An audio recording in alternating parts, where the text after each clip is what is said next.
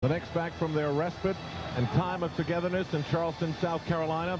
And now tonight's overhead camera shot brought to you by the Upper Deck Company. Nobody does basketball like Upper Deck.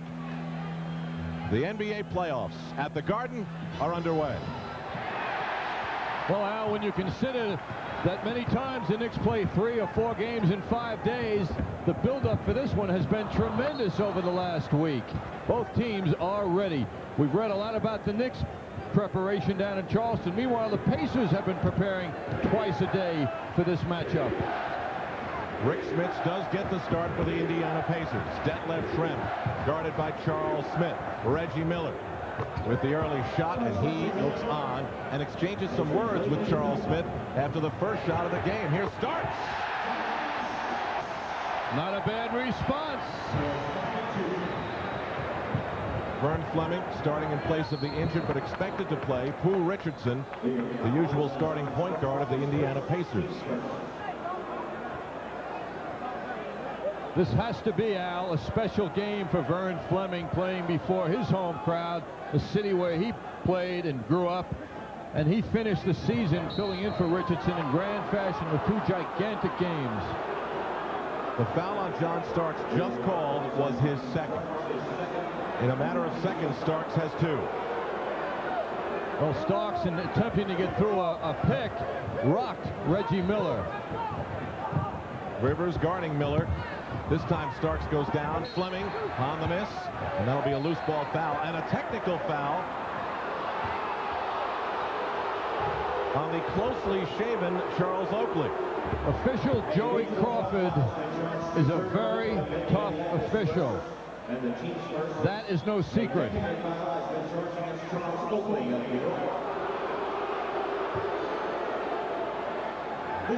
After the loose ball foul was called against Fleming, Oakley speaks up.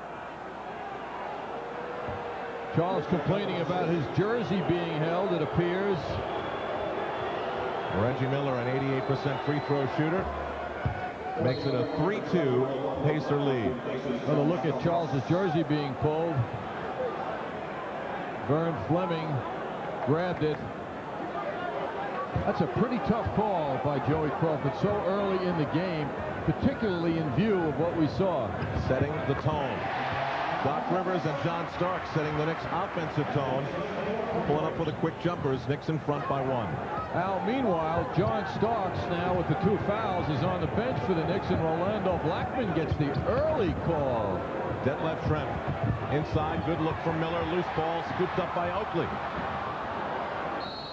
And they'll jump it up.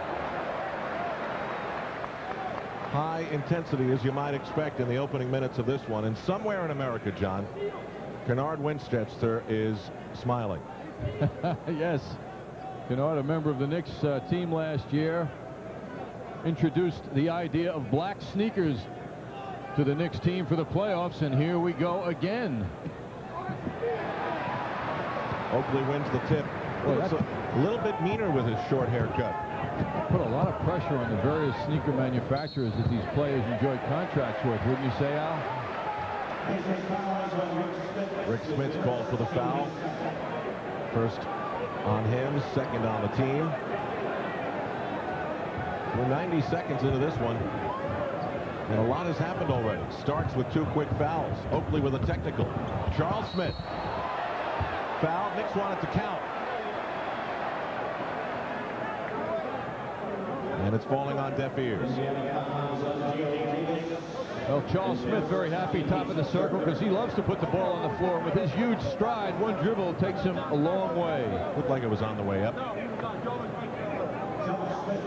Just as the players have to feel the pressure, Al, you know the officials, being human, have to feel it as well. The big finish that you just saw detailed on the screen by Charles Smith. Starks can't be liking this. Oh, this is a shocker. John with early foul trouble, out of the game undoubtedly until the second quarter.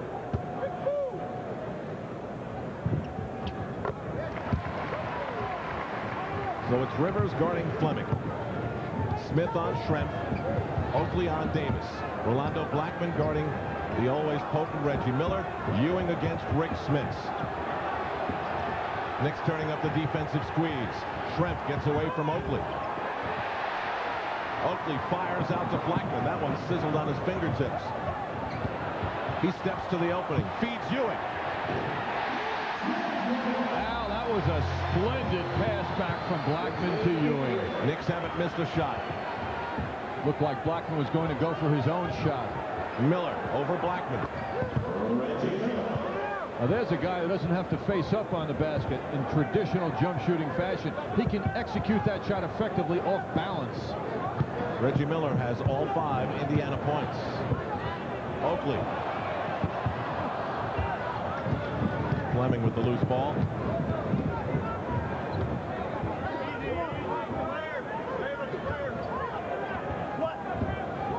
Now what Ewing is focusing on with Smits is not to allow him to get down low and get the position he enjoyed in Indiana. Smits is floating on the perimeter, however, leaving his teammates room to move. Rivers tipped by Ewing. Ewing for Smith, good save. Ewing 2 for 2. Indiana must learn you cannot leave Ewing open for perimeter jump shots in time as he just was allowed. He has proven to be such a good outside jump shooter. Knicks with balanced scoring. Pacers with only Reggie Miller. Rejection by Ewing. Out come the Knicks 4 on 2. No look. Oakley.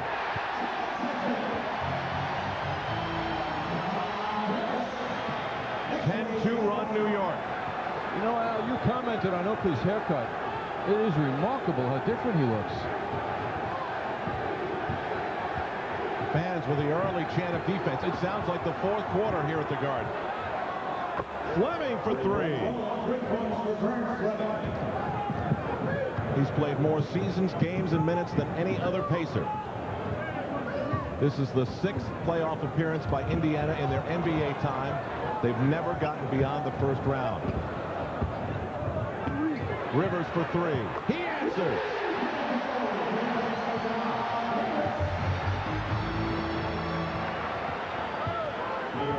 Knicks sizzling. 6 for 7.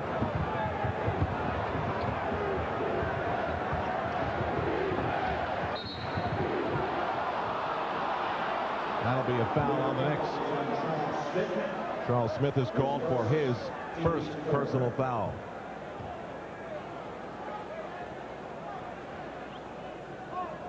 Vern Fleming proved recently that he's got that three-point shot range. 2 games before the end of the season against Detroit, he hit 5 out of 8 three-point shots. And that also included a 28 total effort, 28 points against Detroit. Smith's over Ewing and a foul on Patrick. You look back to the game 2 weeks ago, John. The Knicks met the Pacers on what most of the people who follow this team say was their best game of the season, a game in which the Knicks seemed flat throughout. And you wonder, was it bad for the Knicks that they allowed the Pacers to gain confidence in playing this team, or was it good for the Knicks that the Knicks learned that on a good night the Pacers can beat them? Well, I think it was good for the Knicks, Al, in that sense, as you just say. But the fact of the matter is that was the 10th game on the road over a 14-game period, and the 3rd Knicks game in 4 nights in Indiana. They were tired. They just weren't up to it.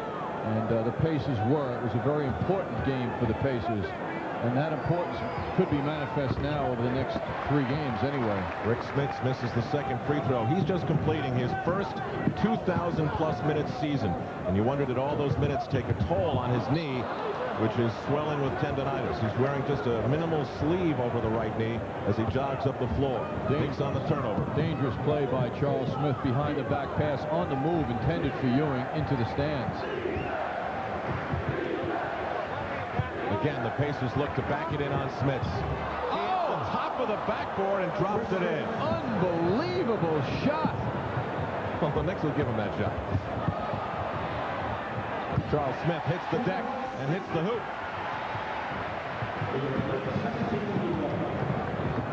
6:40 to go, opening quarter. Smits again.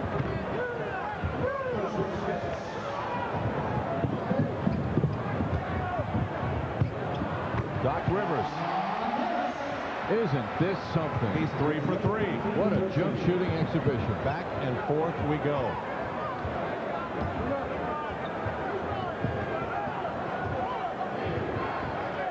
Pacers, remember, in the game in Market Square, focused themselves on picking up the pace.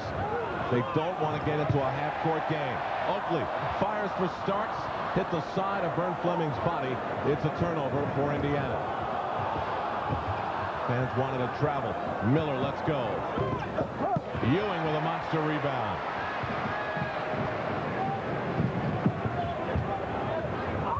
Oakley with big-time position underneath the basket on Dale Davis. And Blackman saw him, and Oakley got fouled. Everyone expected the Knicks to be prepared. They're shooting 8 for 9. Is brought to you by the team of Canon Technology and MCS Service. One is a great reason to buy the other. Well, the Knicks spent 70% of their practice on Wednesday on defense. Patrick Ewing showed the results with that beautiful block. That set up a break, which Doc Rivers executed beautifully, and Charles Oakley finished. Back live, an alley-oop converted by Charles Smith has given the Knicks a 21-13 lead. Pacers not doing a bad job, 5 of 11 from the floor, but the Knicks are shooting now at over 90%, 9 for 10. Now whistle underneath. Here's the hoop we missed. Look away pass. Nice job by Charles Smith, grabbing it with one hand, cradling it in the other, and finishing the play. But the pass from Charles Oakley as the Knicks out-rebound the Pacers 7-1. Top of the circle, Charles is a very dangerous passer. Rick Smith's quick fires from the baseline. That is the type of shot that led him to the big first-half advantage in the victory by the Pacers on the 16th of April. And in that game, Al, Rick Smith had 12 points in the first quarter, 14 in the first half. Oakley trying to establish his outside game. He's 0 for his first 2 from there. 5 minutes to go. Opening quarter. Game 1, best of 5. First round NBA playoffs as Detlef Schrempf scores his first points of the game. Schrempf showing Charles Smith how effective he can be, setting up his own move, dribbling the ball and doing it all by himself. Ewing finds Blackman. Back for Ewing. 3 seconds will be the call. Reggie Miller performed beautifully on defense, not allowing Blackman the move he needed to set up Ewing. Good work by the Pacers defensively as a team. He and Smits, Miller and Smits, did a good job. Pacers in the playoffs, by the way, via a minor miracle. They finished tied with the Orlando Magic. That'll be traveling on Reggie Miller. They had to go to the 4th tiebreaker between Indiana and Orlando, and the reason that the Pacers are here and Orlando is not is that in their season series, Indiana outscored Orlando by 5 points. Matty Gukas looks back to a game in which the Pacers were up in the closing minutes by 22. He emptied the bench. They won the game by 16. That was a 6-point difference, and of course that difference alone would have put the Magic in. It was Thanksgiving night against the Magic, and who said the games in November don't matter? They do. Reggie Miller called on the foul that'll send Rolando Blackman to the line. Blackman getting some important early minutes here with John Starks getting called for 2 quick fouls in the opening minute.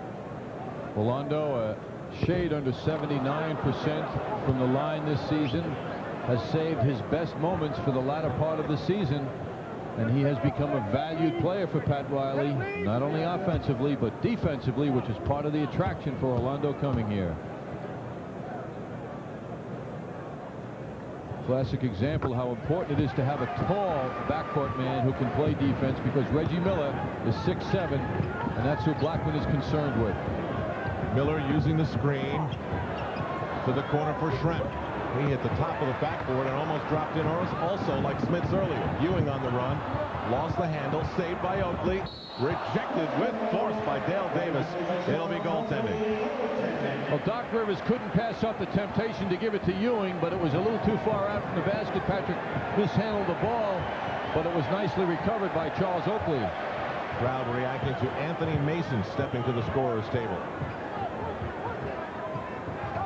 Fleming from Smits. Over a lot of Knick outstretched hands. Ewing. And Smits is there. The Knicks are yet into a flow of offense where they're under control. They are tending to rush their shots. What a move on a crossover by Vern Fleming. Now the Pacers come back to within 3.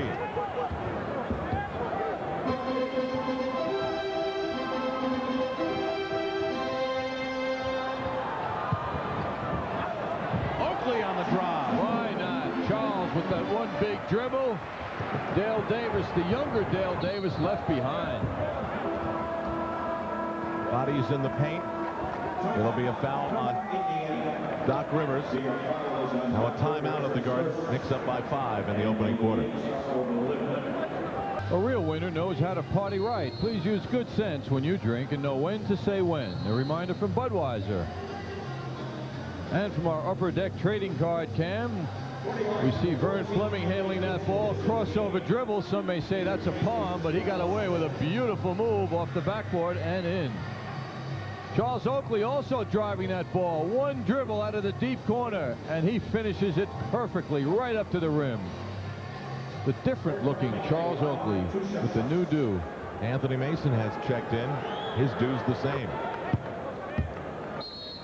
Vern Fleming is at the free throw line as Charles Smith catches a breather. Now, I got to correct you. Anthony Mason has a Michael Jordan haircut. No, he still has a sculpture happening up there, John. I did check it out. Oh, you got the angle. Okay. There you go. Oh, that's as tight a haircut. I'll tell you, though, he and Blackman and Oakley spent some time in the barber's chair, though, this week. One thing the Knicks also did down in Charleston was get together for a billiards tournament. I don't know who shot how much, but Herb Williams and Jeff Van Gundy must have shot 79% or better to take the team billiards tournament. It was all part of Pat Riley's let's get together, refocus, spend some time, and like each other before these playoffs get started. It was a formula that worked with great success last year, of course. Rick Smits is called on the foul. That's 2 on Smits. Yes, after the disappointing conclusion in the loss of the Atlantic Division title to Boston, the Knicks went to Charleston, led by Pat Riley and Jeff Van Gundy, Dick Harder, and got ready for the Detroit Pistons, which turned out to be a 5-game win for the Knicks. The Knicks are hoping this series goes 3. There's 2 quick fouls to Smits, send him to the bench, and LaSalle Thompson checks in. Get an early look that perhaps Bob Hill is not going to go to little-used Greg Dreiling in the middle. He's going to try and mix it up a little bit with LaSalle Thompson bringing his experience to the front line. It's unbelievable how little Greg Dreiling has played this year. 82-game schedule. He's played 239 minutes. The Knicks' best free throw shooter, Doc Rivers, gives the Knicks a 5-point lead with about 2.5 to go in the opening quarter. Shrem finding Thompson. Ewing with the miss. Ewing so active. He's out helping on Detlef Schrempf, and he races in to get that rebound. This game bursted forth with amazing energy, and Patrick Ewing does it again. Well, there was a mismatch. Schrempf was on Ewing momentarily, left Ewing to help on the drive, and Ewing was left wide open. I was just about to say that it seemed to have achieved sort of a normal game calm, set it up, half-court defense and offense as you would expect in the playoffs, and then Patrick went up for the big slam. Thompson underneath Ewing, met by Mason and Oakley. It's a tough duo to meet.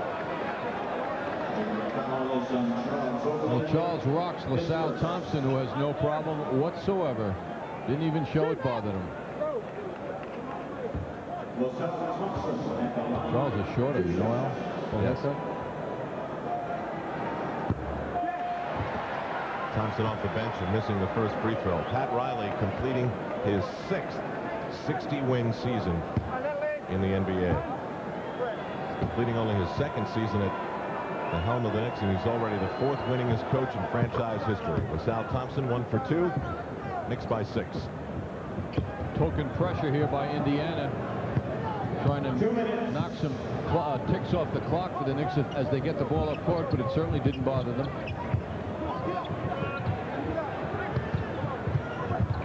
It is LaSalle Thompson guarding Ewing. The double team off of Sam Mitchell, who has also checked in for Indiana. So the Pacers go with a small lineup in Mitchell, Thompson, Detlef Schrempf, Vern Fleming, and Reggie Miller. Knicks with Oakley, Mason, Ewing, Rivers, and Blackman.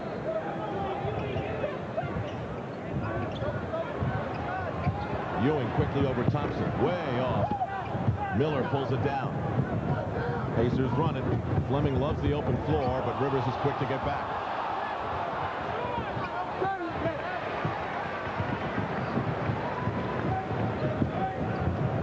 Pacers have done a good job on the Knicks, who have been so red hot right from the start.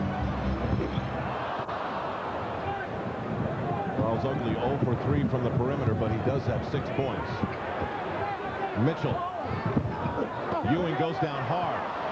Patrick Ewing goes down hard and is slowly getting up to his feet, grabbing his right knee. The entire Garden gasped when they saw the Knicks center slumped on the floor, and he limps off, met by Knicks trainer Mike Saunders. Yes, the Knicks season went down with a thud, but fortunately it got up. Ewing coming out to block that shot gets tripped. And that's a terrible fall because he wasn't ready for the floor. The floor came up too fast for Patrick. He was off balance due to that trip. But happily for the Knicks and Patrick, he's able to walk to the bench and gather himself.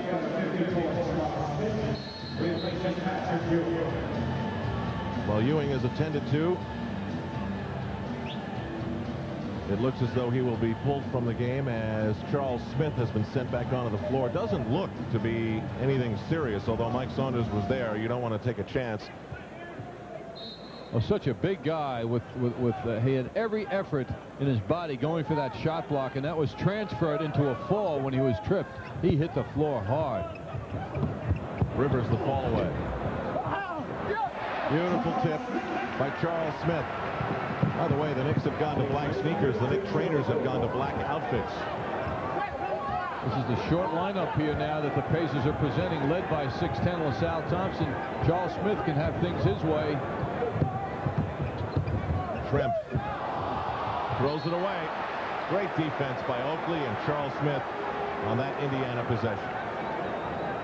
Tremp has been hounded defensively by Charles Smith from the very beginning.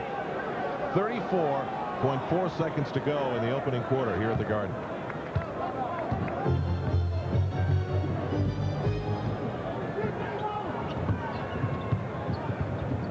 About a 10-second differential on the 24-second clock. Charles Smith. He has 10 to lead the Knicks. He got the position, he got the ball, and off he went with that fadeaway jumper, which Trent couldn't deal with.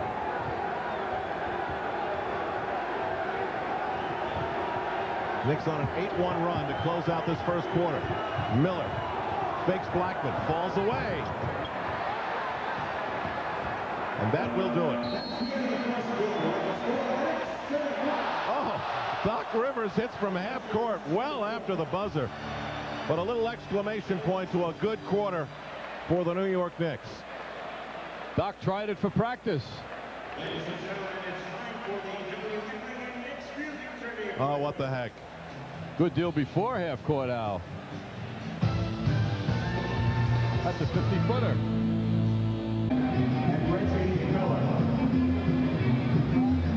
Patrick Ewing will be back for the New York Knicks, who lead the Pacers by 10 at the end of one quarter of play in this game one of the NBA playoffs.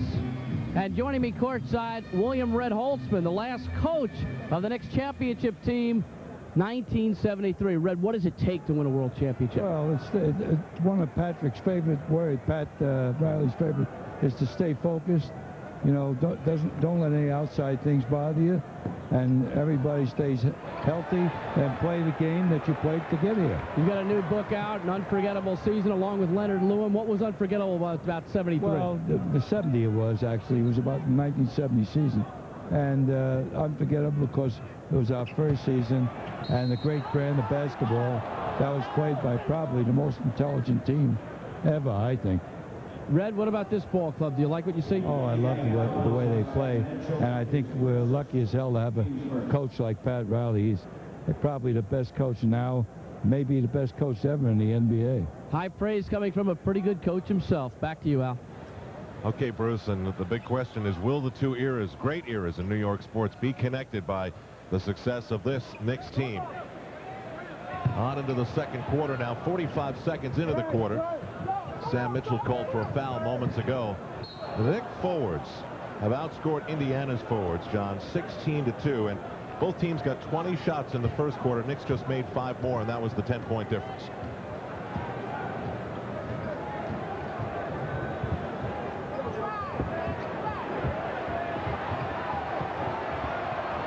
George McLeod and Doc Rivers bang it up. McLeod just off the bench. Rick Smits is fouled, I believe, by Charles Smith. Rick Smits showed an aggressiveness on offense, which is what Bob Hill stressed, to get that ball. Look at him holding Smith off with his left hand, willing to work, working hard, moving the feet, and then driving toward the basket. That's the kind of physical play, offensive aggressiveness from Rick Smits I've never seen before. Sam Mitchell, George McLeod, Malik Sealy into the game, Detlef Schrempf, and Rick Smits. Mitchell to the basket. Oakley stood outside and screened for the travel. Mitchell just went right on by. Charles, with the one technicals, playing a dangerous game. Pat Riley was up and screaming as that play unfolded. Rolando Blackman, well short. Mason follows. Mitchell grabbing Mason from behind. He draws a crowd. Oakley just bursts into the bodies under the basket to get it his way. Mason removing that hand of Mitchell, not happy. Mitchell aggravating Mason, who continues his surge toward the basket. But Oakley's the one who came in and forced the action his way. John, that must be the defensive term, in your shorts. Right there. Perfect illustration. Rick Smits has gone with 3 personal fouls, 6 rebounds for Charles Oakley, who steps to the line.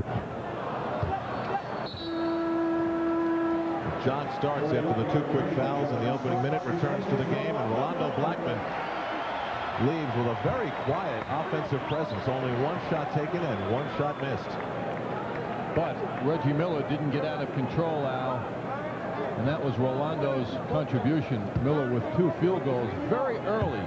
You know, I don't want to make more of it than anything, but Malik Sealy entering the game brings to mind everything that was in the news today as far as Malik and his lost playbook. Things were said against Knicks players in the scouting reports that became common knowledge. Rolando Blackman, soft on defense, was one of them. Charles Smith also can't take a licking in those words or something to that effect. Smith has come out with 10 points.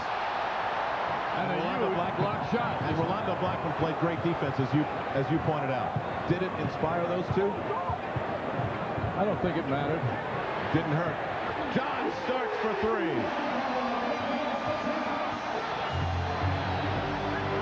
Knicks by 12. Greg Anthony also into the game for the Knicks. He guards the much taller George McLeod. And this will be a loose ball foul, offensive foul. LaSalle Thompson. The Garden very much alive. 9:38 and a half.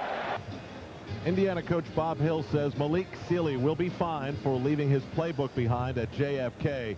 What an amazing thing to have it wind up in the hands of Don Imus. Having this ball into your hands. All right, here's what they say about Rolando Blackman. Not a very good defender. Be physical with him. Afraid of us. Doesn't like to get bumped. Will fold up in fetal position and cry like baby. Is panty waist. Make little hand noises.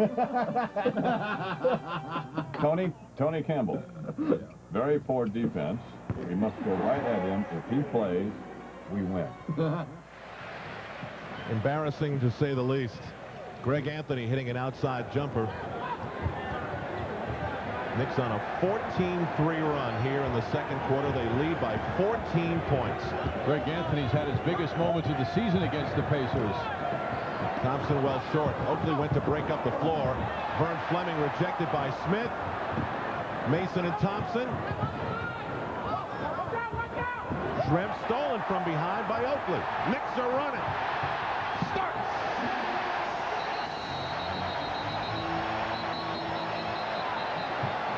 At the other end of the floor,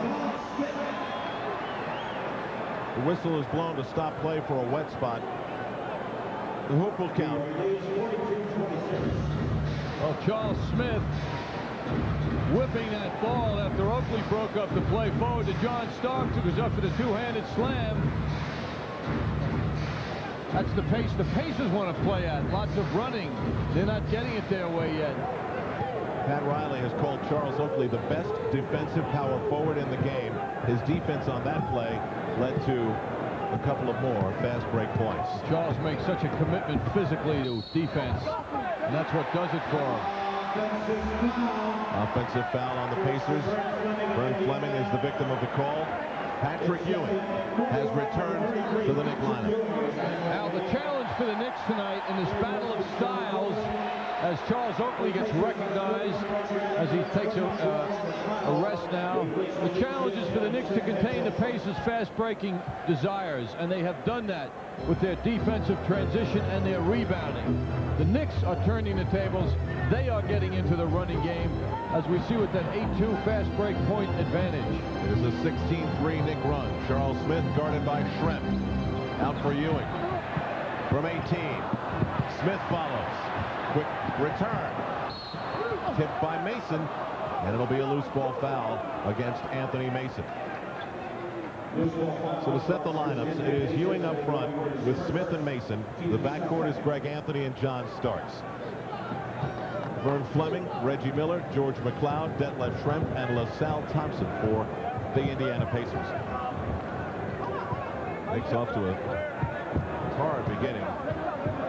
Shooting 90% well into the first quarter, now at 63, and LaSalle Thompson. I can't believe he made that shot. He just decided to take it, and that was a difficult shot with Ewing right there. And Anthony Mason takes off. He, who handles the ball as well as any big man in the league, on that one-on-one move to the basket, drawing the foul.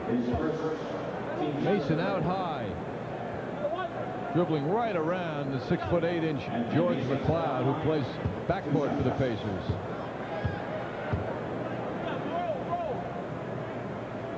Knicks by 15. This one could be destined to be a much closer game than it is right now on the scoreboard. First game of the year, late December, Knicks by 6. Next day in Indiana, Knicks by 4. Then the blowout here at the Garden, 31 points, and then the 6-point Pacer victory at Market Square 2 weeks ago. So 3 games out of 4 decided by a total of 16. Reggie Miller hits the metal. McLeod whips it away from Smith. Miller is open. He's short again from long range.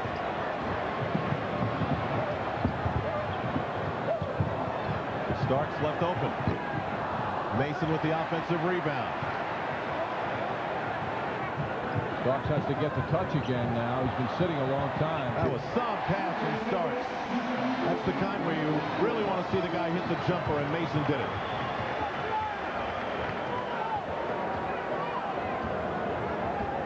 Knicks by 17. 6:50 to go. Breaking free, Reggie Miller. Pacers without a center now with Smith's on the bench.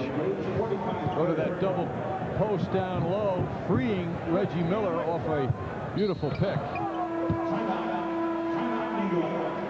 Timeout is called. Foul on the play. Rick Smits on the bench. Well, there's Rick Smits, who emanates from the land of Dutch Boy in the paint. Our points in the paint now. The Knicks 2-1 advantage over the Pacers are dominating this game now with 6:30 to go in the first half yet. Charles Smith sees Greg Anthony. Pulled down by McLeod. Lofts one from Miller. Running into Anthony Mason. On the end line, it will be Indiana ball. What a strange sequence as Miller met Mason on the drive. 18 seconds on the 24-second clock.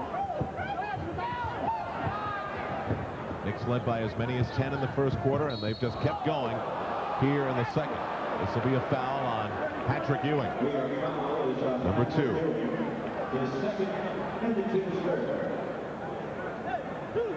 Patrick always aggressive, always trying to help his teammates. Got caught.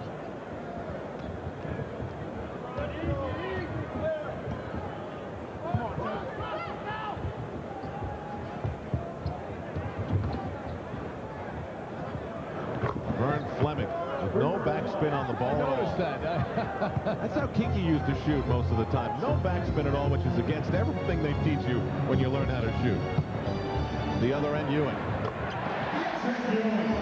LaSalle Thompson can't deal with that. 7-foot Ewing fading away with that one-hander that he really owns now.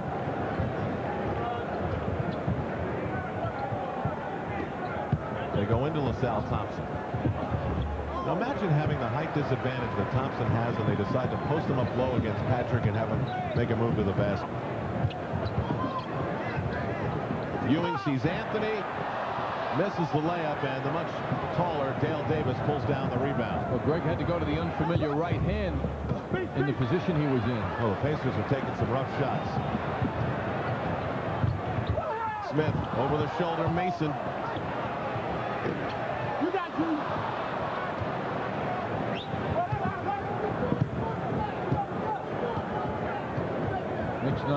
The Pacers not introducing Dale Davis offensively at all. Anthony Mason is guarding him tightly. Reggie Miller starts right there with him. Miller gets around him and uses the hard kiss off the glass. When you put all that motion into forward effort, as Miller did, you want to use the backboard as he did so beautifully. It's hard to get dainty all of a sudden with the shot so far away, but make that backboard help you as Miller did. Miller with 9, Vern Fleming with 11, Rick Smits on the bench with 3 fouls with 7. John Starks with 9, same total as Doc Rivers. Charles Smith leading the way for the Knicks with 10. Patrick Ewing has 8. Charles Oakley 7 points and 6 rebounds. Well-balanced attack by the Knicks. Double post here now, trying to get Reggie Miller free. If that doesn't work, Vern Fleming, and it works quite nicely as the Knicks go to sleep on that sequence. Ron Imus knew that was coming. That man feels very smart with that playbook. Oakley and Doc Rivers at the scorer's table ready to return with 3:45 to go in the half. Ewing from way outside. I mean, you just don't see 7-foot centers shooting the ball out as far as Ewing does. Sal Thompson had to be made a believer, and he has to be. Well, Sal Thompson decides to go at Ewing again and again and again. McLeod for 3. Pulled down by Thompson. He goes up inside again. Thompson 1 for 5 on that trip up the floor. He outworked Ewing.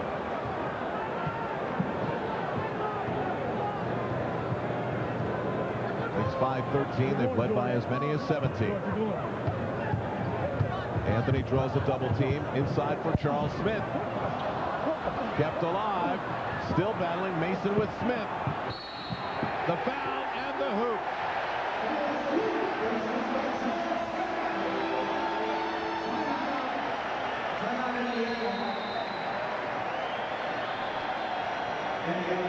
An even dozen for Smith with a free throw to come. It earns him a body bash from John Starks. The Knicks are into it.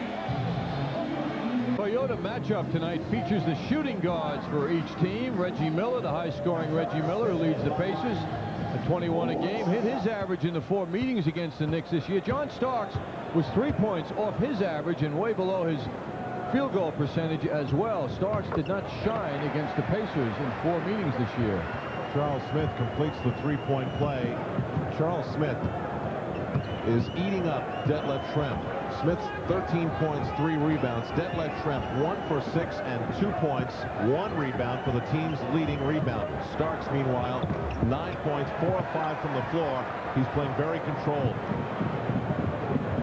After sitting out all but 2 minutes of the first quarter, until the couple of minutes were gone in the second quarter because he had 2 fouls early. That'll be a loose ball foul. 3rd personal foul against Patrick Ewing. Charles Oakley steps in and Ewing will sit down. Well, Ewing,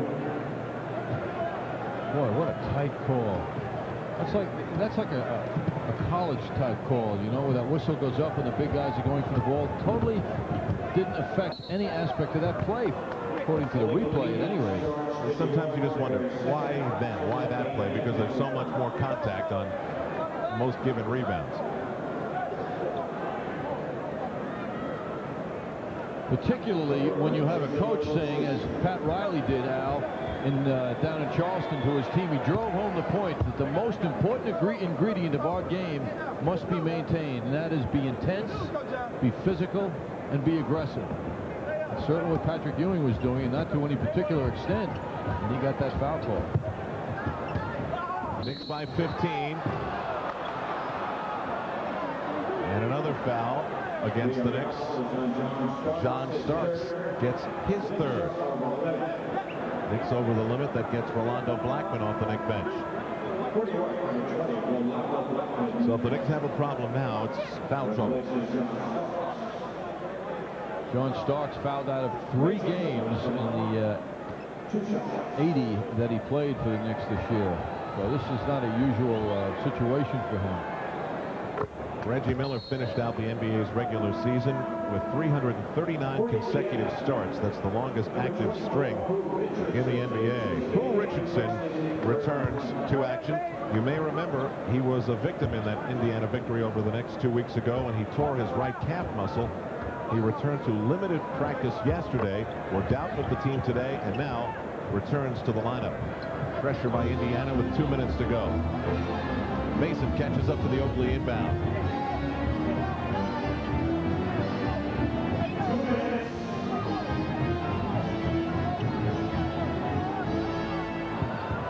Rivers guarded by Miller. Knicks work it in from Mason. And off Mason's fingertips. Indiana ball.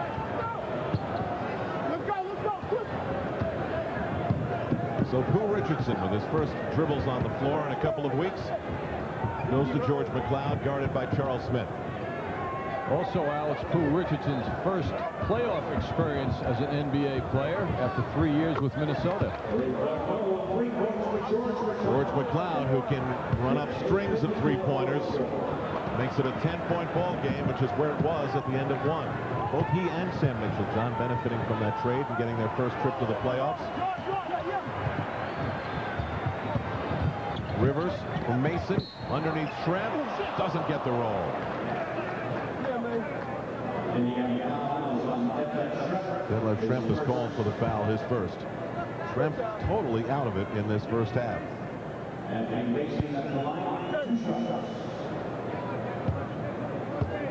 So Mason to the line with 3 points and 3 rebounds.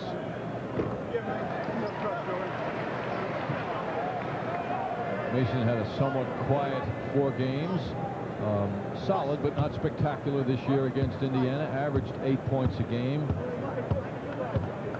It's not often you'll see a player off the bench get the second most number of minutes on a team, except maybe if Detlef Schrempf is the man you're talking about in his old role.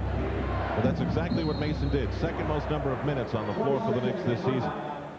Timeout on the floor here at the Garden with the Knicks back in front by 12 with 1 minute and 8 seconds to go. Game 1 of this best of 5 in this first ever playoff meeting between the Knicks and the Indiana Pacers. Game 2 here at the Garden on NBC 12:30 on Sunday. This copyrighted telecast of the National Basketball Association may not be retransmitted, reproduced, or rebroadcast without the express written consent of the NBA. After tonight's game, we'll take you, as always, live to the play-by-play. Mike Francesa will talk to Bill Cosby, Danny Glover, Dan Reeves, and we will have the finals of the Bouncing and Pronouncing with Clyde contest. Well, this first half is winding down with the Pacers shooting only 43% from the field. Miller cuts from a down-low pick, which happens to be the number that the Knicks have allowed on the average against their opponents this year. The league-leading field goal percentage defense. Second foul on Doc Rivers. One thing that seems to have been a constant in the series is that the Pacers have shot better than 45% in the first half, only to average 38% in the second half, meaning that the Knicks seem to come out of the locker room a little bit more determined defensively, at least when they've taken on Indiana. Well, if Smits didn't play tonight, there was question as to whether he would, and he started and has done fairly well, except his time is being limited due to fouls. Bob Hill was happy to have LaSalle Thompson. He says, we feel we're a better defensive team with him on the court. Same thing with Vern Fleming, rather, over Pooh Richardson. They feel are a better defensive team with LaSalle and Fleming out there. Impressive Indiana pressure in this closing minute. This will be a foul on the Pacers with 6 seconds remaining on the 24-second clock.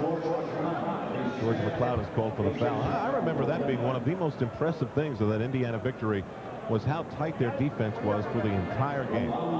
They never let up.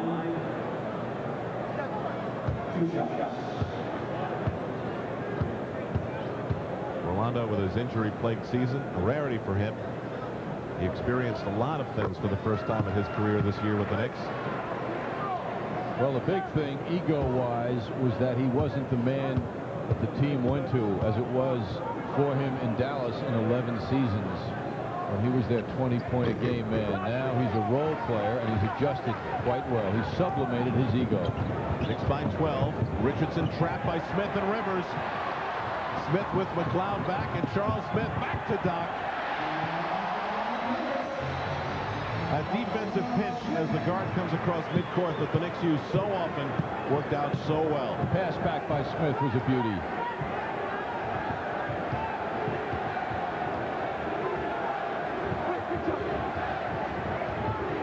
Chance of defense to end out the half. Loose ball. Indiana's ball with 3 seconds remaining on their 24-second clock.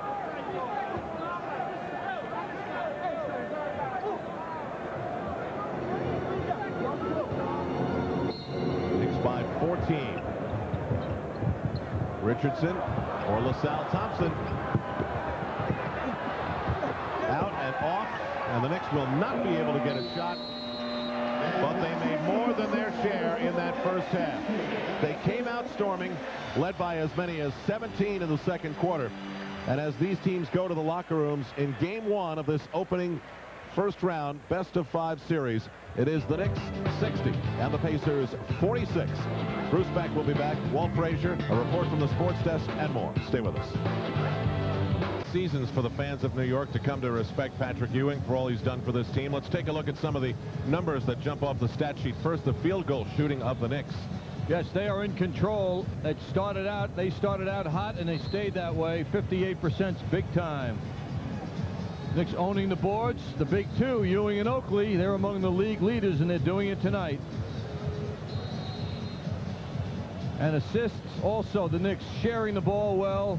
Excellent passing going on out there, and field goal percentage high, meaning a lot of assists. And the Smith-Schrempf matchup, respective forwards.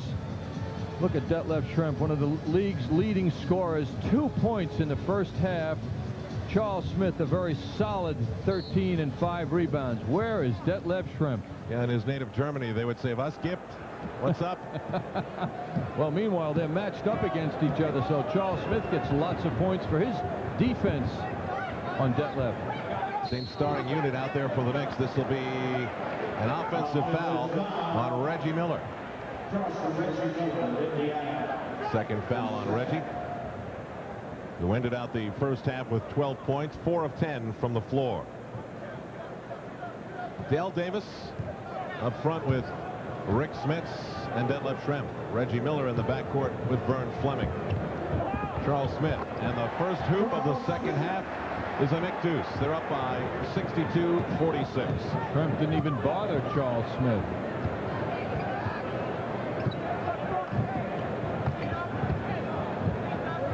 They've got Oakley guarding Rick Smits. And Schrempf travels. Pressure out at the top of the circle by Charles Smith. Well, the reason for that matchup with Oakley on Rick Smits is that Patrick Ewing has 3 fouls, Oakley only 1.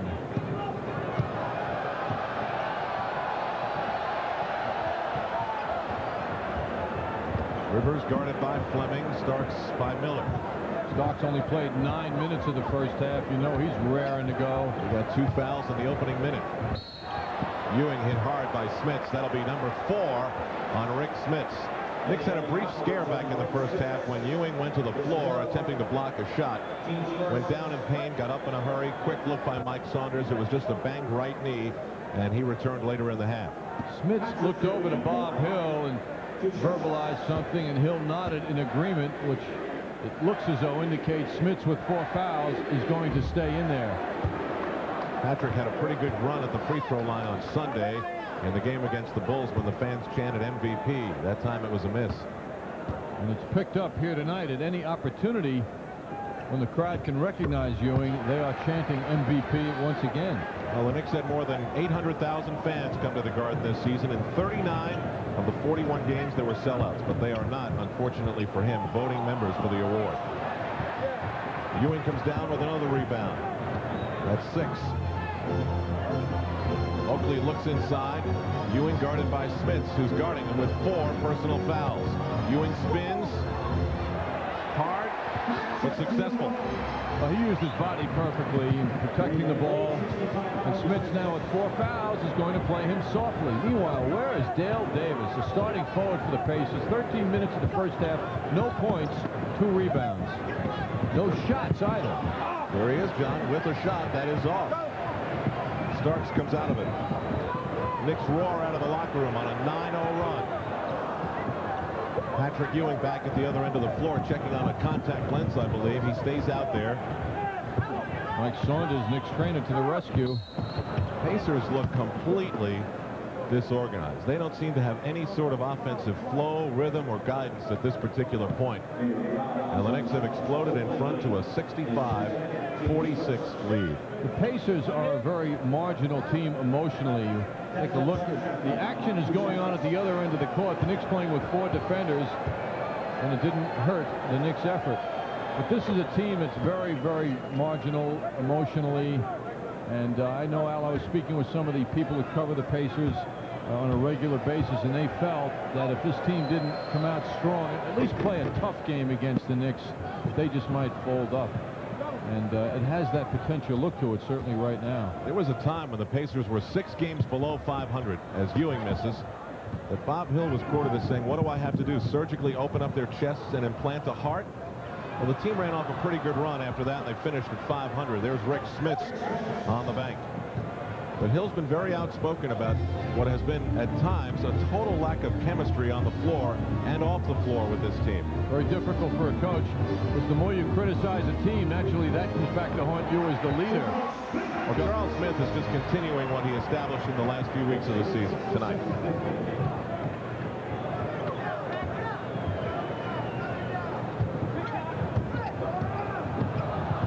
Fleming runs over Smith.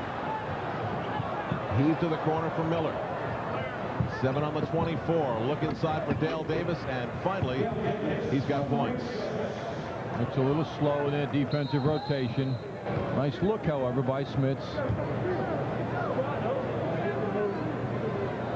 9 minutes to go in the third quarter. That tie of Bob Hill's, and this is a man who would never want to wear the same outfit that anyone would notice.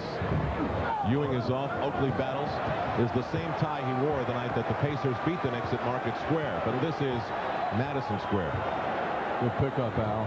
Well, I had a little help from you, John, and you're someone who would notice that and also ask Bob Hill about it. I'll tell you, as long as you bring that up, Bob Hill has chosen his outfit for Sunday's game, he told me. Described it to me before. It will be Pacer ball. What color is he going with predominantly? Oh, it's some kind of blazer ensemble.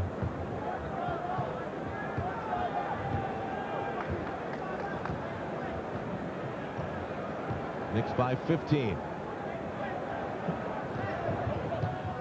Reggie Miller's made a dent offensively, but the Knicks have not let him get untracked at all. Illegal defense called against the Knicks. Well, the Knicks have been thinking for days about this man, Reggie Miller. Pat Riley is reminding them he gets no room. If he gets room, he'll hurt you. You cannot give him room. And Reggie Miller hasn't gotten any. 88% on the long season from the line. Perfect tonight, 5 for 5. Miller's got 13 points as the illegal defense results in a technical, and now the Pacers get a fresh 24 and possession. Dale Davis. Oakley hit the ball, slapped it. Davis was still able to score. Garden gets a little restless now as the Pacers put together a bit of a run. It was 20 points just a few minutes ago. Starks hit from behind. It will be Indiana ball. He grimaced and complained. Indiana with the ball, enjoying an 8-2 run.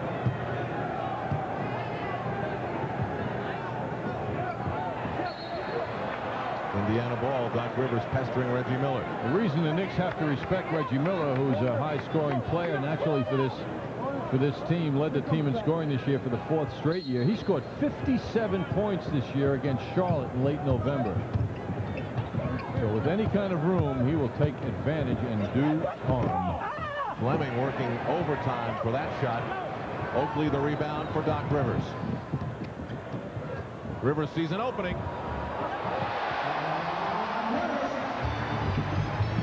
Knicks quick to get back. Starks waiting for Reggie Miller at the three-point line. Schrempf. Pacers love to shoot from beyond the stripe.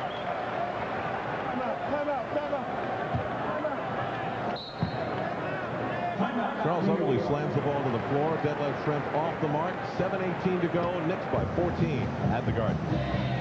Remember, when you're having good times with friends, use good sense and drink responsibly, because friends know when to say when. A reminder from Budweiser. Bill Cosby, Kathleen Turner, Woody Allen, John McEnroe, Dan Reeves, they're all here at the Garden tonight. Doc Rivers' crossover dribble might be a palm in some circles, but the softness of that execution brings success for Doc Rivers. Knicks by 14. They had a brief 20-point lead earlier in this third quarter. Starks finds Ewing. Smith battling hard over the head of George McCloud and breaking inside Charles Smith. Now Smith is out there with 4 fouls, but he's playing very softly. Well, he's got to make something happen or he shouldn't be on the court. Smith with 6 points in this third quarter, 19 on the game. Starks on Miller. Pacers set a screen at Smith's. Miller for McCloud, for Fleming. They work for the open shot. Ewing thought he was pushed from behind on the rebound. It will be Indiana ball.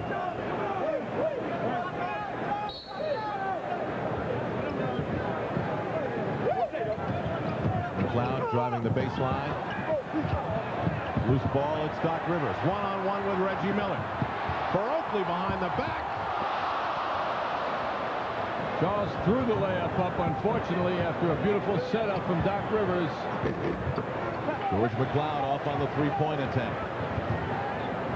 Got to take that ball to the rim. That'll be a foul against Indiana. Dale Davis is called for the foul. That is the 4th foul on Dale Davis. So 2 Indiana starters now on the floor with 4 personal fouls. Dale Davis and Rick Smits. Bill does not have the Pat Riley luxury of a deep bench. Ewing spins on Smits. High for the rebound, Dale Davis.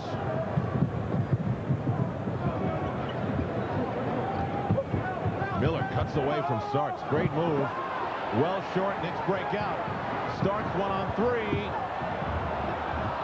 He goes into the front row and cannot believe he wasn't fouled. Back comes Indiana. Fortunately, the official didn't see John's reaction. It would have been a technical. Reggie Miller finishing it up. Well, John was 1-on-3, and he decided to go. Fans booing. Knicks by 14.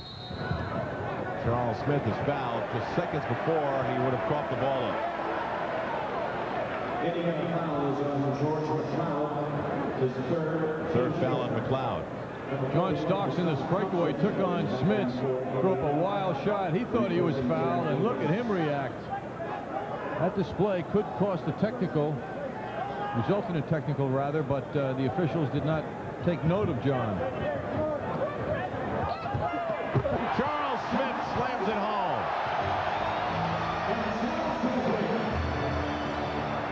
Madison Square Garden alive as the Knicks take a 16-point lead over the Indiana Pacers. It started as a 10-point lead in the first, up as high as 13 in the second, as high as 20 in the third, and now 14 points as the Knicks lead the Indiana Pacers as they have throughout. John Starks well off.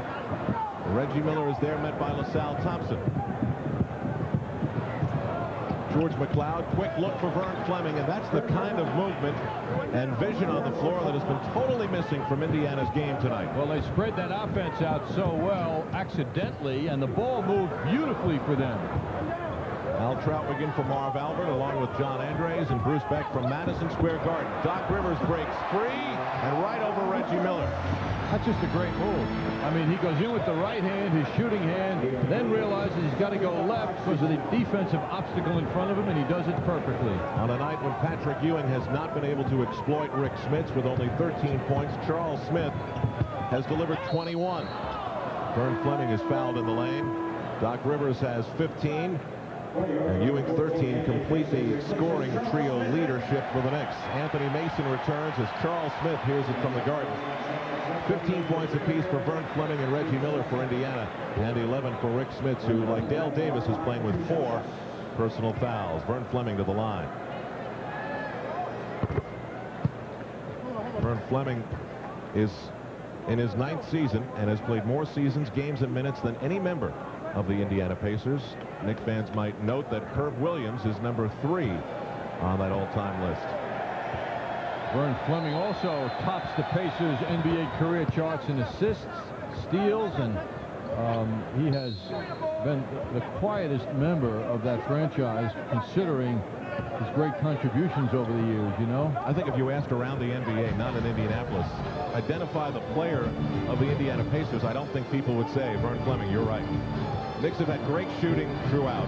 They hit 9 of their first 10 in the opening quarter and have kept it going, not at that level, but well over 50%. Pacers run it, as is their one. Fleming spins from Rivers. Rejected by Rivers. Oakley up the floor. Stolen back by McLeod. Miller for 3. That's his version of a layup, Al. He had 167 of those in this regular season, missing the NBA record for a season by only 5. He brings the Pacers within 11. Ewing, quick look, intercept by LaSalle Thompson. Fleming, stolen by Rivers. He finds Mason. All alone is Oakley. You know, the game is getting sloppy from a basketball perfectionist viewpoint, but it's much more fun to watch now as the Pacers have come to life. There's more action out there. Perhaps it's George McLeod's presence. He and Fleming are moving the ball well for the Pacers. We've just moved under 3 minutes, and the trademark chant of defense underway here at the Garden. Rick Smits. Starks battles with Fleming. He comes away with it. A lot of white shirts with him, and he goes all the way, pulling the ball up. He faked everybody out on that. It looked like an automatic pass. He kind of hesitated, looking to the people to his left, indicating pass, but no, it wasn't. He kept it. Towels waving at the Garden. 2.5 to go in the third. Knicks by 13. Hanging tough now. They're not letting the Knicks get away from them entirely, thanks to good shooting. On our AT&T long-distance shooting points out that Reggie Miller is number 4 with career 3-pointers made. He made 167 this year, more than anybody. And from our upper deck trading card camera, Reggie Miller, with no one in front of him, finds a very easy shot for him. That's a long shot for any basketball player who's played this game over the years, but Reggie Miller makes it look so easy. Feel free, John, to make any further predictions before they happen as we move on through this third and fourth quarter to come. You have to be very selective, Al. Seconds counting down on the 24-second clock. There's Charles Oakley pulling down the rebound for the Knicks. 9 rebounds, 9 points for Charles Oakley. Yet another solid performance by him. And Charles Smith just having an outstanding game. Starks draws 2. Mason back for Starks. He'll measure the 3. Shreve saves it and sails into the front row. He's back on the floor and okay. Miller is off.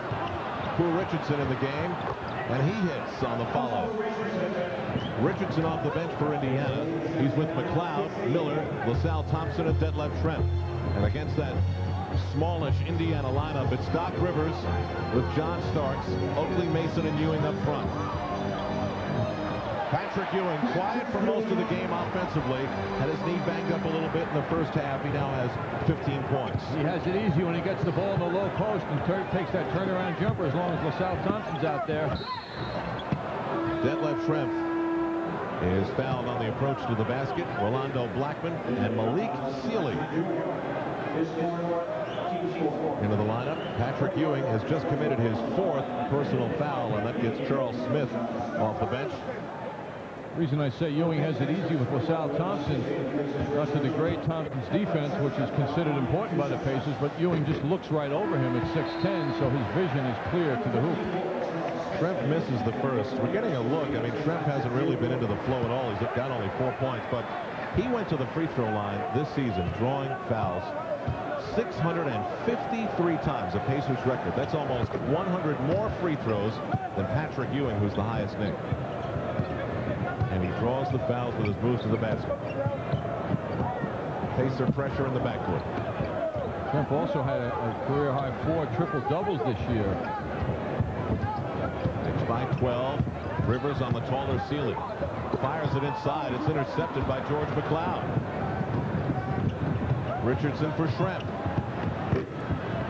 And he finds the range. Now 2 of 8 from the floor. 45 seconds to go. 10-point game.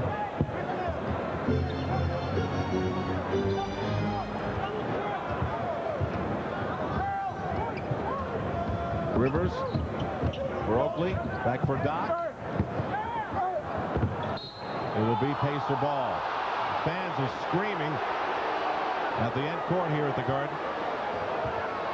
25 seconds remaining in the third quarter. We're back where we were at the end of the first. A Knick 10-point lead.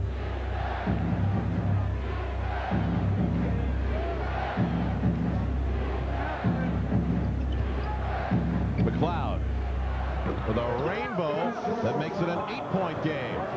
This pressure by Indiana has been very successful in the closing minutes. Mason short, and Schrempf grabs it as the buzzer sounds. Good things happen with this different lineup that the Pacers presented. Pacers are as close as they have been in a long while.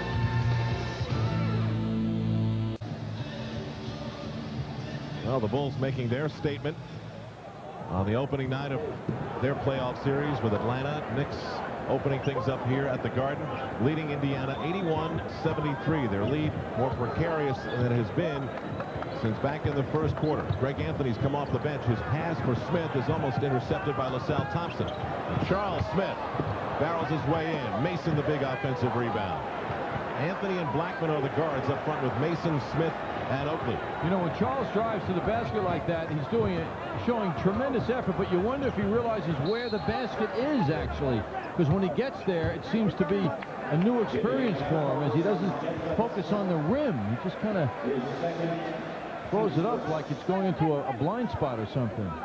Detlef Schrempf called for his second personal foul. Meanwhile, Rolando Blackman seems amazingly reluctant to shoot the ball. He's had a fair number of minutes in this game so far. He's taken only one shot.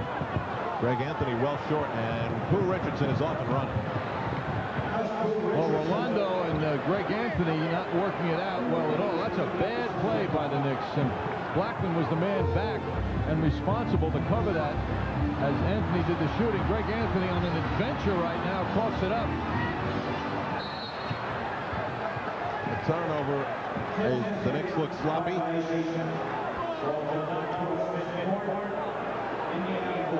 Pat Riley's patience now being tested as he paces up and down in front of the Knicks bench.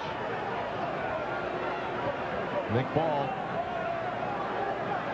Sorry, Pacer ball. Indiana 9-2 is the run. They're within 6. Anthony up on Richardson. Sealy driving on Blackman. Great defense by Blackman. Loose ball in the hands of Anthony.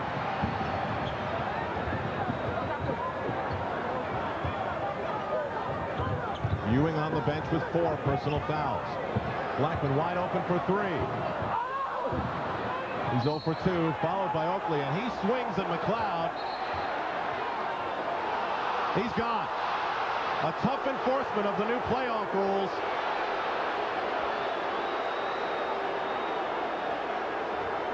Well, Al, as you mentioned, the NBA's new policy is that if a player throws a punch but misses, he is ejected from the game.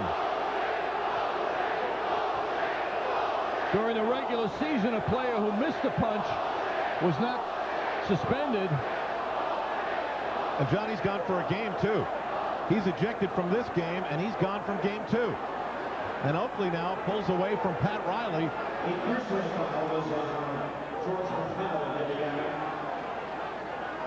A player who throws a punch but misses will be ejected from the game and suspended for the next game, Al, as you just pointed out. That is a very costly moment in game 1 for the Knicks. And only the other day, the NBA announced its toughening of a policy covering violence for the playoffs. Oakley had already been called for a technical foul in the first quarter. Now he's letting Knicks Vice President John Cirillo have it. Dick Harder off the bench to try and calm him down. Meanwhile, on the floor, Detlef Schrempf hits the technical foul. NBA Vice President Rod Thorne is here tonight as well. I just want to get one thing confirmed. Was this a second technical, or was he ejected immediately for the for the punch? Now, you have to, I don't know what makes a punch up, but that certainly didn't look like a punch. But it was interpreted apparently as such, Al. We have to back off now on the suspension for the next game. That was the technical that got him ejected from the game. Now Malik Sealy is called for the foul. So there is no suspension on that. That was not interpreted as a punch. That was his second technical. Oakley freeing himself.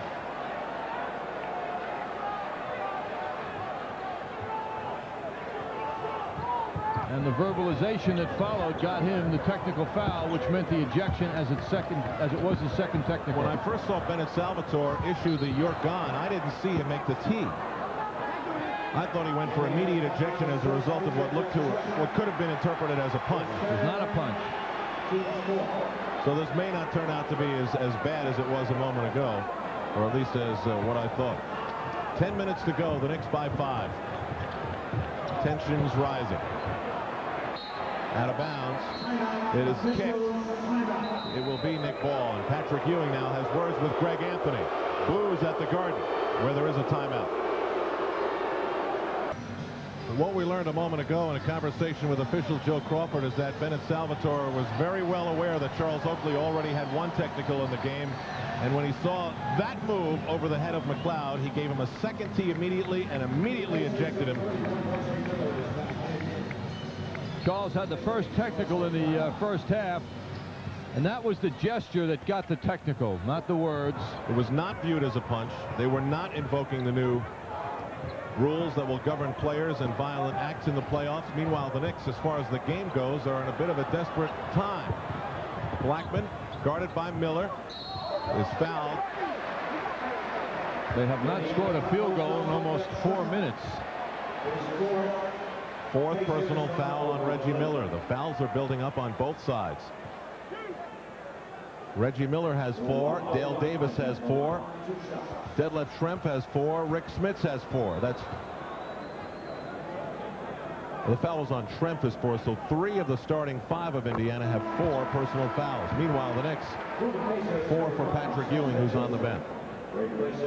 Sam Mitchell returns. Meanwhile, the Indiana Pacers, who everyone expects to check out in 3 games, I think even the Pacers fans feel that way as well, have established some pride here in their team with this comeback in the second half. Pacers within 7. Malik Sealy off the bench. Drives on Charles Smith. Or Mitchell guarded by Mason. Sealy to the hoop. Rejected by Smith. Sealy follows. Rejected again by Smith. But a foul on the play. Malik Sealy in college was a very successful forward. In the NBA, they have him geared to be a guard, and this is one of the reasons why. Can't get that shot off. It keeps getting sent back. Malik Sealy, a complete player in that he shows the ability to play the guard position, but at 6'8", it appears the forward, the up front position, is a little too much for him. Sealy 0 for 3 from the field. That free throw was his first point.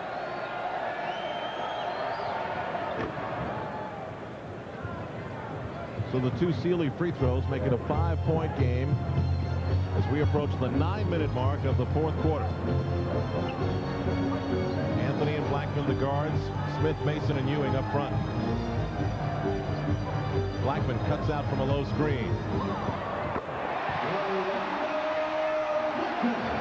First points for Orlando Blackman as the Knicks end the drought that lasted 4 minutes and 20 seconds without a field goal. Reggie Miller breaks away from Ewing, followed by LaSalle Thompson in the presence of Charles Smith and Patrick Ewing. a 5-point game again. Knicks front line has lost some of their awareness and defensive aggressiveness.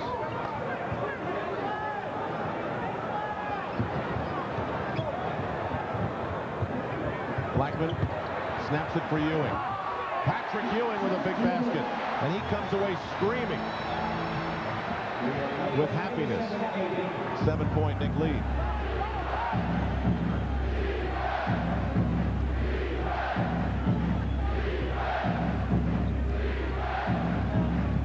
Sealy for 3. Well short. Mason rips it down.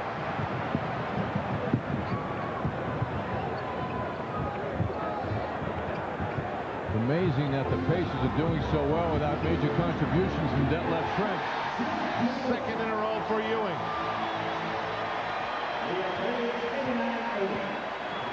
19 for Ewing with 8 rebounds. He's 9 of 17 from the floor. His last 2 have come consecutively and at a very important time for his team. Patrick Ewing hitting 2 big hoops, giving the Knicks a 9-point lead, a bit of a breather. The Pacers have crept to within 5. Back in the third quarter, the Knicks had as much as a 19-point lead. Doc Rivers returns. In the backcourt, he's joined by Rolando Blackman, Mason Ewing, Smith up front. Charles Oakley has been ejected with 2 technical fouls, 1 in the first half, 1 here in the second. Smith follows. Miller missed. In Oakley, the Knicks have lost a 9.9 rebound, 6 assist performance. Smith tried the dunk follow. Ewing all over him. But Smith's running with a little difficulty now up court. He woke up a couple of days ago with soreness in his right knee. Oddly enough, it didn't happen, in a specific action on the court. He just woke up with it. Blackman off on the 3. John Starks on the bench with 3 personal fouls. That'll be a foul on the Reggie Miller drive. Charles Smith is called for it. That is his 4th personal foul. Reggie Miller is one of those special people in professional sports who has a very lean body. I mean, the guy is skinny, and yet he's as tough and as hard as it gets, and has a tremendous competitive spirit. Very, very hard player. Blackman left with 7 points, 5 of those from the free throw line. John Starks returns with 11 points.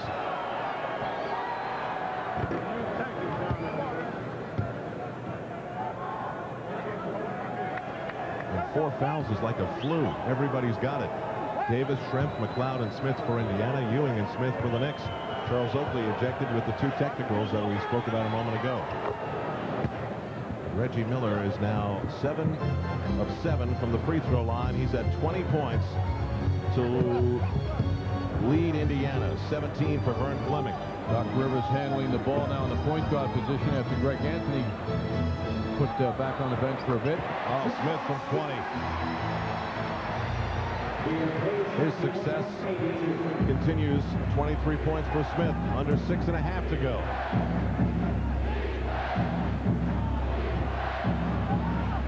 Anthony Mason with his tongue out guarding Detlef Schrempf quite aggressively and actively. Smith's over Ewing, who defends Smith with 4 personal fouls. Smith will do the same against Ewing at the other end. Charles Smith dribbling all over the floor. Ewing in around Smith. Looked for the foul, didn't get it. Knicks by 9 again. Smith is not showing much heart in his pursuit of Patrick Ewing. Miller, the running hook, draws another foul from Charles Smith. That'll be 5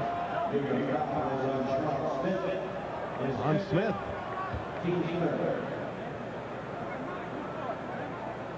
Rick Smith's incidentally the beneficiary of what appears to be a new 5-year contract for about $17 million, according to reports out of Indiana. It hasn't been officially announced yet, but from what I'm told, that will be the deal. Nice recognition of Rick's 5 years now in the NBA.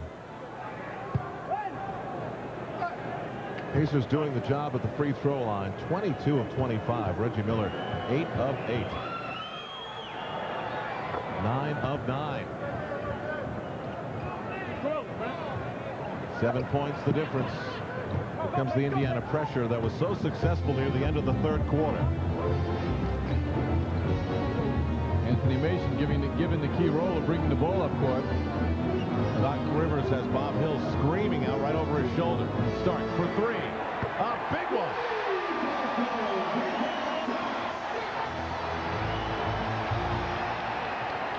Knicks by 10.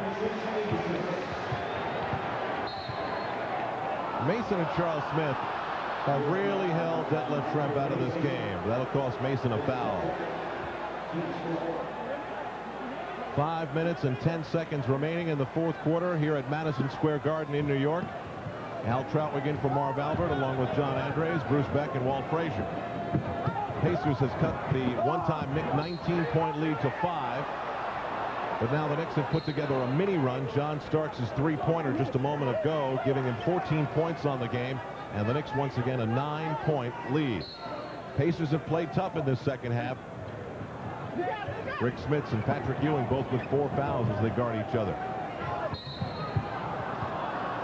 This will be a foul on Doc Rivers of the Knicks. That'll be his third. Doc Rivers is agreeing more with the officials' calls these days, Al, if you notice. Most of the season, Doc had a problem agreeing with the official when a foul would be called, but now he's very cooperative. I'm sure that's one of the things that came up in the Knicks pre-playoff camp in Charleston. Let's turn the other cheek. Unfortunately, that's something that Charles Oakley of the Knicks couldn't do tonight. Early technical in the first half, and then took a swipe to get George McLeod off his shoulders, resulting in an immediate second technical and an ejection just a few minutes ago. Well, Charles's shirt was being grabbed in a rebounding situation, and the official didn't take note of it, and that's what he objected to, but he did it quite outwardly, and that's what drew the technical. Knicks have to work a little bit to get the ball in bounds. Starks and Anthony Mason.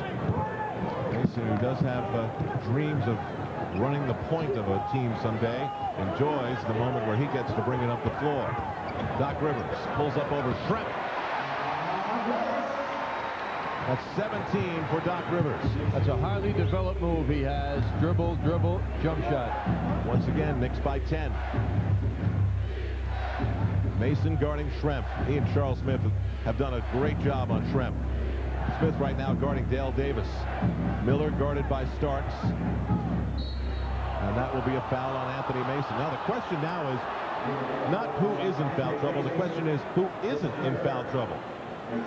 Third on Mason. Mason trailing Detlef Schrempf, who cannot shake Mason's presence. Mason not as tall as the 6'10 Schrempf, but the body and the speed is right there, and the desire, the pride he takes in his defense is what really makes him special. And as the Knicks continue to foul Reggie Miller, they continue to almost hand the Pacers 2 points. He's now 12 of 12 from the line. 25 total on the game. It is when he is shooting off screens and dribbles that the Knicks defenders have a fair shot at him, and he's only 6 of 17. Knocks them both down. It's an 8-point game again. Mason again given the job of bringing the ball up court. Dale Davis is just hanging with him. He's not bothering Mason, which is why Mason's been given that job. Starts for Ewing, posting up a little too far outside. But he'll take that jumper. Almost stolen by Miller. 3 on the 24-second clock. And Doc Rivers hits with 2 on the 24-second clock. 19 for Rivers, 21 for Ewing, 23 for Charles Smith. Doc Rivers' intensity and concentration is so evident tonight. Schrempf runs into a Nick Wall. Smits over the outstretched hand of Ewing. 15 for Smits, 17 for Fleming, 26 for Miller. The Pacers scoring story. No top seed has ever lost the opening round of the playoffs since the best-of-5 format has begun. Starks in and around and foul. And with 3:18 to go, John Starks will go to the free throw line with the Knicks up 8. You know, it's interesting, Al, how throughout this very successful season with John Starks, the crowd really has taken to his actions on drives to the basket. They They find him very exciting, and John has worked very hard at drawing that attention, and he's really turned the fans on when he drives that ball to the basket. 5th foul on Rick Smits. Doesn't he get you going, John? I mean, as a man who appreciates basketball, when he takes that step, you have a little bit more of a sense of anticipation. You never know exactly what he's going to do. Yes. He brings that to a game. And he has the ability to execute shots all different ways and successful. And you know, you look back to John Stark's original turn with the Knicks back 2 seasons ago, when if he doesn't have a knee injury, he doesn't get on the opening day roster. He gets cut. But because he had the injury, he stays on the roster, and when he comes back, the Knicks needed him at guard because someone else was hurt, and that's how he got his chance. Detlef Schrempf inside.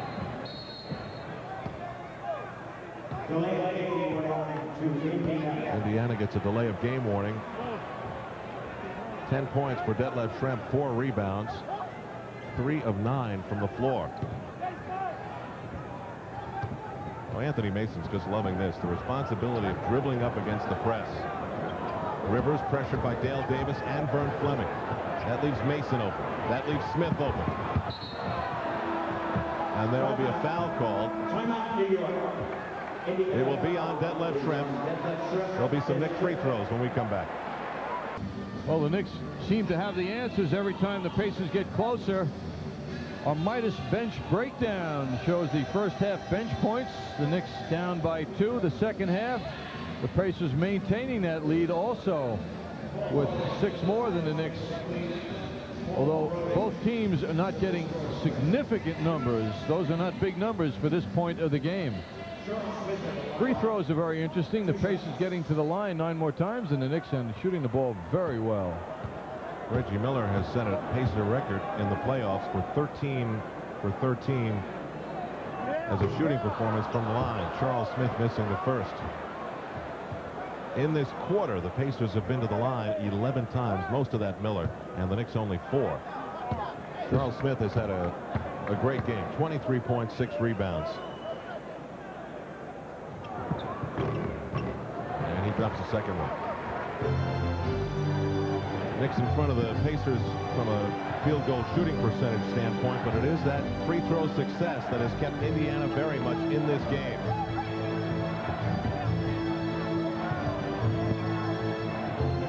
Smith deflected by Rivers, who thought it was deflected by Fleming. With 9 seconds on the 24-second clock, the Pacers call a 20-second timeout with 2:23 to go. And the Knicks in front by 9. Well, the Knicks at 54% are certainly above their regular season average from the field. The Pacers, their opponents, of course, are right where the Knicks opponents have been, in the low 40% area all year long. So again, the defense of the Knicks is the telling point in the direction of this game. Good performance by the Pacers. This had a look earlier of something that could have turned into a blowout. Live from the play-by-play coming up after our Knicks opening night of the playoffs coverage. Mike Francesa scheduled to talk to Bill Cosby, Danny Glover, Dan Reeves, and the dramatic finals of the Bouncin' and Pronouncin' with Clyde contest. Knicks, by the way, have shot 46%,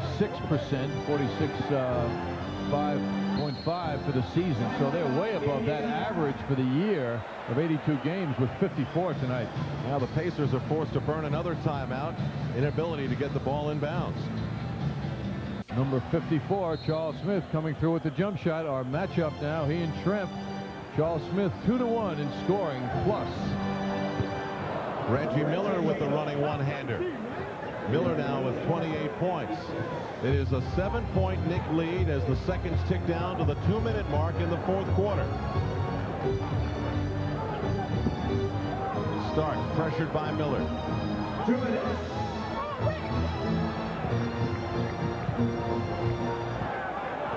With the 7-point lead and the 24-second clock ticking down, the Knicks go to Ewing, and he may have fouled out Rick Smits. Getting any fouls on Rick Smith? Rick Smits is gone. He has fouled out on a night in which many people in the Indiana organization didn't expect him to play at all with tendonitis in his right knee. Well, that certainly creates a problem for Indiana in the middle. But LaSalle Thompson has really worked hard in overcoming his height disadvantage. He's battled hard under the boards, and he has made a pretty good showing of himself tonight Patrick Ewing has not been able to run wild. And right away, Smits gets ice on his slightly swollen right knee. Ewing hits the free throw to give the Knicks an 8-point lead. It's only the 5th time or 6th time now this year that Smits has fouled out of a game. However, as a starting center, he only plays an average of 25 minutes a game. The foul problems still continue to plague his developing career. John Starks is called for the foul. 4th foul on Starks. 4 on Ewing, 5 on Smith. Charles Oakley ejected with 2 technicals earlier. John Starks spoke for the Knicks when he said there's no way Indiana beats us in a half-court game. What we have to do is limit their fast break opportunities and their open shots, and that's what the Knicks have done tonight.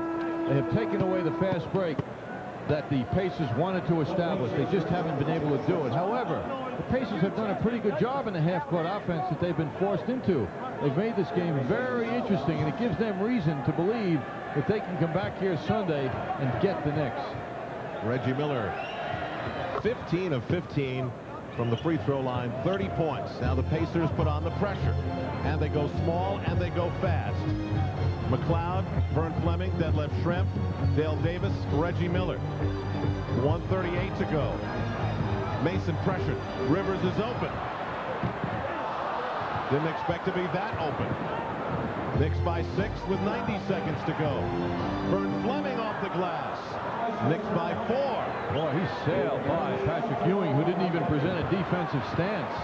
Rivers scoops away from Fleming. Sees Starks. And John Starks travels. Tried to do too much. What once was a 19-point lead in the 3rd quarter has now become a 4-point difference with plenty of time for a 3-point shooting team like Indiana. McLeod at 38%, Miller better than that, and John Starks is called for another foul. You know, Al, with all of the focus on the Knicks' success, so many of the members of the media have been pressing while the Knicks were in Charleston for stories about the Knicks' success this coming June. And Pat Riley kept saying, hey, we're thinking about the Pacers. We can't look ahead, particularly in view of he said in the 7-game series, usually the better team wins. Not necessarily the case in a 5-game series. Pat Riley's having nightmares now of this game sliding away from his team. Reggie Miller, 11 of 11 in this quarter alone. 12 of 12. And it is a 2-point ball game with 1 minute and 10 seconds to go. It looked like it was going to be easy. It's going to be anything but that. Well, the supportive crowd right now is getting nervous. This man, Bob Hill, is very happy about his team. Detlef Schrempf to Vern Fleming. Sails by Ewing. No help. Vern Fleming at 6'5" brings that this game to within 2 points. The Pacers are 2 points away from the Knicks with 1:10 left. Here's the timeouts remaining. 2-2. Knicks with an extra 20. Vern Fleming starting for the injured Pooh Richardson has done a great job. Knicks struggle to get it in. Ewing rescues Mason. Starks on Miller, looking for Ewing. Starks finding Rivers for 2. Gets his own rebound. 55 seconds to go on a fresh 24. Knicks nursing a 2-point lead. They do not need to rush the shot up now. They must get a good shot. Starks for 3. And it will go out of bounds and belong to Indiana. The Knicks were unable to get much better than that. Ewing unhappy. Major unhappy face on Patrick Ewing. 41.4 to go. Yeah, it's getting a little tight in the collar. The Pacers have made this a tight one with successful free throw shooting, a large part of the story. And Reggie Miller, in going from 17 for 17 from the line, ties an NBA playoff record for most free throws in a playoff game. No misses, tying Gail Goodrich and Bob Love. Here's the timeout story. Pacers with the ball down 2. Miller and McLeod can shoot the 3. Fleming for McLeod. He draws Smith. Miller looks for LaSalle Thompson. Tie game with 30.4 to go. The Knicks call time. 12-2 run by Indiana. Step one for the Knicks. Very bumpy. Tied at 104 with 30.4 seconds to go. Good patience and ball movement. Reggie Miller, double team, hits LaSalle Thompson, who comes through big time. The Knicks are still in control, however. They have the game in their hands now. How will they respond to this first test of playoff pressure in 1993? They've been unable to establish Ewing inside. That's the game clock. Starks with 12 on the 24. Starks looking for Ewing. Thompson's all over him. 6 on the 24. Ewing hits it!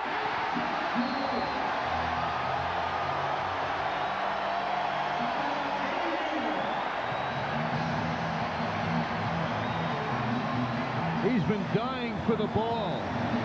He finally got it and made a difficult shot. He was not fully facing the basket. But his jump shooting versatility, time and again, the second part of this season has come through big time. Well, there's no way the Knicks are going to be satisfied that they blew a 10-point lead with 3:18 to go. Now it's just a matter of survival. The fans chanting MVP again. Why not after that shot? And you got to like John Starks. His enthusiasm is such that he wants to take the shot, but he deferred wisely, unlike the last moment when he took that long three-point shot. Another look at it from behind now. Quickly executed jump shot. Meanwhile, the Knicks don't have this one won yet. They've got to think about tough defense now and not committing a foul in the process. Body bumps all around. No timeouts left for Indiana with 10.8 seconds to go. Ewing delivering 9 fourth-quarter points. Reggie Miller delivering 14 for the Pacers. The dissipation of this lead by the Knicks has been very interesting, Al. It has not been because of turnovers. Turnovers are not a significant part of this game. It's not beyond the realm of the possibility that the Pacers go for 3. Reggie Miller and George McLeod could easily wind up with that shot, and they are both tremendously potent from beyond the stripe. Oh, particularly Miller, who made more than any other player in the NBA this year. No TOs left for the Pacers. With a 19-point lead in the third quarter, who would have expected this in the toughest building to win in for opponents in the NBA? Detlef Schrempf and Reggie Miller are the main focus points now for the Knicks. He's the man. McLeod will inbound. Charles Smith pressuring him. Mason on Schrempf. It is Doc Rivers guarding Reggie Miller. Can they get it in? Finally to Miller. Guarded by Rivers. Gets a screen from Thompson. Ewing helps out. Out of bounds. Nick Ball. With 5.6 to go. Bedlam in front of the Knick bench. Patrick Ewing jumped out, and as the season has been, defense helped save the day for the Knicks. No timeouts left for Indiana.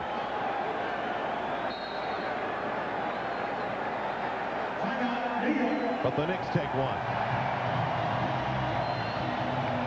5.6 seconds to go, and Reggie Miller thinks he was fouled.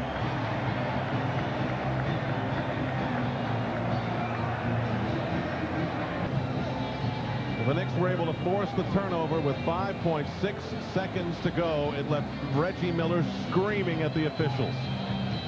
Reggie double teamed by Ewing and just simply loses control of the ball. This is a play the Knicks have made all year.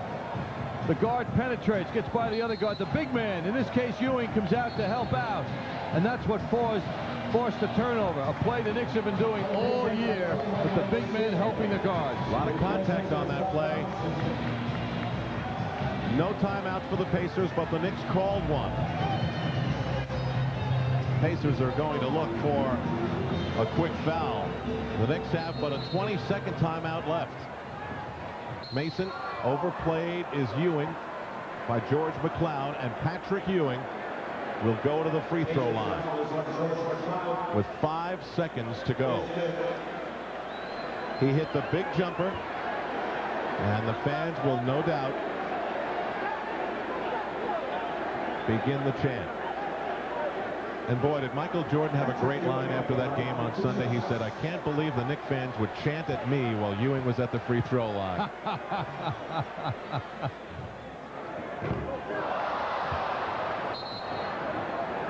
The intriguing moments are not over. Patrick is focusing on the rim, as you can see. Well, this is an absolute must now with the three-point shooters that the Pacers have.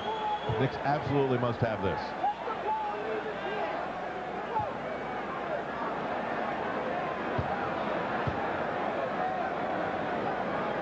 Got to keep the ball out of Reggie Miller's hands. No TOs for the Pacers. They get it in for Schrempf. No foul either on the shot. Miller for three and beyond. And that is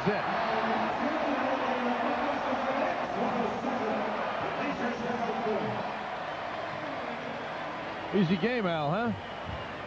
This was not the way the script was written by Pat Riley and the Knicks. But they do go on to take the opening game. The Pacers fought hard. The Knicks had to overcome the ejection of Charles Oakley, who was in the midst of an effective game and some foul trouble. But they do hold on to beat the Indiana Pacers in game one of this best-of-5, 107-104. Here are the last 5 seconds. Meanwhile, the Pacers do a good job getting the ball into the hands of their best long-range shooter, Detlef Schrempf, delivering it. Coming up, setting the pick on the exchange. Miller gets the shot off. So it ends here at the Garden, but we have lots more to come. Bruce Beck will be back to anchor our post-game coverage on MSG. The Knicks go 1-up in this best-of-5, but it was close. The New York Knicks survive game one of the 1993 NBA playoffs. The final score, 107-104. Here's Patrick Ewing getting the key bucket to put the Knicks up 106-104 with 10.8 seconds remaining. And then the Pacers got the ball to the man they wanted to, Reggie Miller, who was on fire, especially from the line in the fourth quarter of play. But watch as Miller loses the basketball. Ewing comes out. There is some contact. It is ruled the other way, a turnover. Patrick goes to the line. Knicks up by 2. 5 seconds remaining. Misses the first. And he hit the second. New York 107-104. Final play of the ball game. The Pacers come up with an excellent shot. Detlef Schrempf screens for Reggie Miller. He takes the 3 and barely misses. So the Knicks, who are up by 19 at one point, watch this last shot by Reggie Miller sail off the mark, and the Knicks have a 3-point win at the Garden. Oh, so close from giving up the home court advantage in this series. But the Knicks are able to come up in the end, and it's Patrick Ewing who gets the game-winning basket. Schrempf and Smits combined for just 25 points in this ball game, and still the Pacers were close. Not a good sign for the New York Knicks. Reggie Miller was sensational down the stretch. He did not miss from the free throw line. Here's a look at the Tri-State Jeep and Eagle leading scorer summary. Ewing, Smith above 20, 25 for Patrick, 24 for Charles Smith. Doc Rivers had 19 points. For the Pacers, Reggie Miller 32, and Vern Fleming a superb game starting in place of Pooh Richardson. He finishes with 19. So the Knicks over the Pacers by 3. More of our post-game show coming up.